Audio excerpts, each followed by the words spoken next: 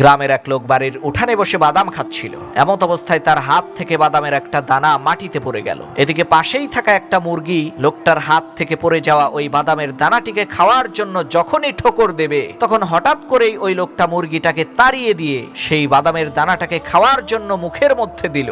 আল্লাহর কি কুদরত, সাথে সাথে সেই বাদামের দানাটি তার শ্বাসনালীতে আটকে গেল। অবস্থা বেগতিক দেখে পরিবারের লোকজন তৎক্ষণাৎ তাকে হসপিটালে নিয়ে গেল। তাকে দেখে ডাক্তাররা বলল, আমরা এই রোগীর অপারেশন করতে পারবো, কিন্তু রোগীর বেঁচে থাকার কোনো সম্ভাবনা নাই। কি আর করার, অপারেশন না করলেও তো বিপদ। তখন বাধ্য হয়েই সবাই রাজি হয়ে গেল। তখন ডাক্তাররা বলল, যেহেতু এই রোগীর বেঁচে থাকার সম্ভাবনা একেবারেই নাই, তাই সে যেন সবার কাছ থেকে শেষ বিদায় নিয়ে আসে।